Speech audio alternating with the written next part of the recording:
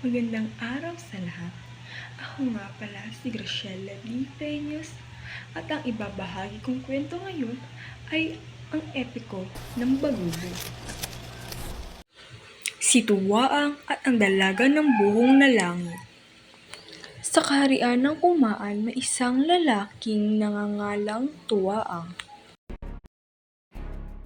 Tinawag niya ang kanyang kapatid na si Bae.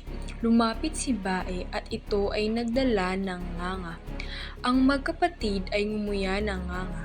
Sinabi ni Tuwaang na may dalang mensahe ang hangin na pinapapunta siya sa kaharian ni Batood. May dalagang dumating sa kaharian ngunit hindi nakikipag-usap sa mga kalalakihan. Kaya pinatawag ng isa sa mga kalalakihan ang hangin para ipatawag si Tuwaang. Hindi pumayag si Bae sa gawing paglalakbay ni Tuwaang. Kinabahan si Bae sa maaaring mangyaring masama kay Tuwaang, pero hindi nakinig si Tuwaang sa sinabi ni Bae. Agad-agad na naghanda si Tuwaang at isinuot ang kanyang mga sandata. Kinuha niya ang kanyang sibat at kalasag at tinawag ang kilat upang dalhin siya sa lugar ng pinangayuhan. Pagkarating doon ay bumisita siya sa bahay ng binata ng pangavokad. Sinamahan siya ng binata ng pangavokad sa kanyang paglalakbay.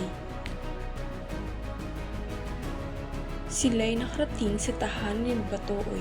Humiga si Tuwaang sa tabi ng dalagang nagbalita sa kanya at kaagad nakatulog.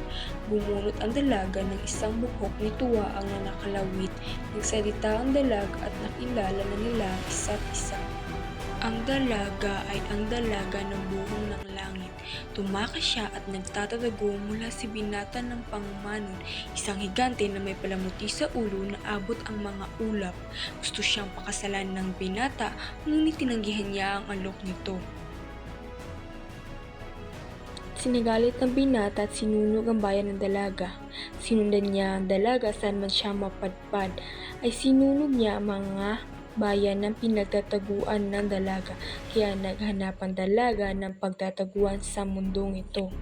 Pagkatapos magkwento ng dalaga kay Tuwaang, dumating bigla ang binata ng pangumanon, balot ng apoy at pinagpapapatay niya ang mga tao sa kaharian ni Batoy.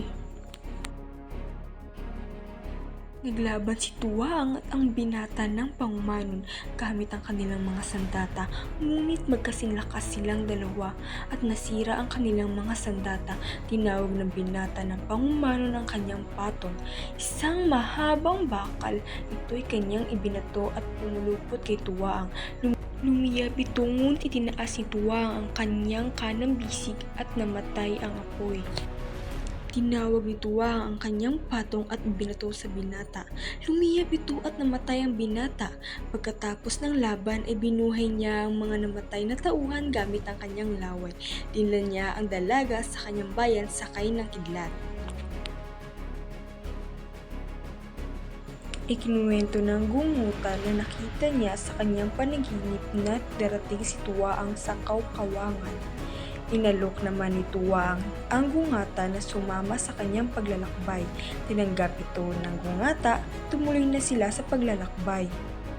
Karating si Tuwaang at ang gungatan sa kasal, dumating ang binata ng pangayan, dumating ang binata ng luwanon, ang binata ng pagsikat ng araw, at ang binata ng sakadna, ang ikakasal na lalaki at ang kanyang 100 pagtagapagsunod.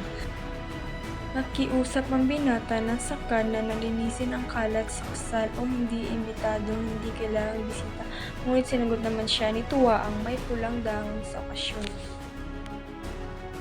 Nagsimula ang mga unang seremonya ng kasal. Binayaran ng mga kamag-anak ang mga sabakan ng babaeng ikakasal, hanggang may naiwang 2 hindi nabayaran. Umamin ang binata na sakada na hindi niya kayang bayaran ang 2 bagay, pero tinulungan siya ni Tuwaang gamit na paglikha ng isang sinaunang ging bilang kapalit sa unang bagay at gintong gitara, gintong bansi. Sa pangalawang bagay, lumabas ang dalaga ng munawon, ang dalagang ikakasal para magbigay ng nganga sa lahat ng bisita.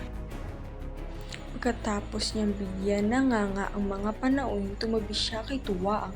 Nagalit ang binata na sakad na hinamon ng binata si Tuwaang sa labas ng bahay. Ang gangutan samantala ay nakapatay na ng mga kasama ng binata, hanggang sa 6 na lang ang natira.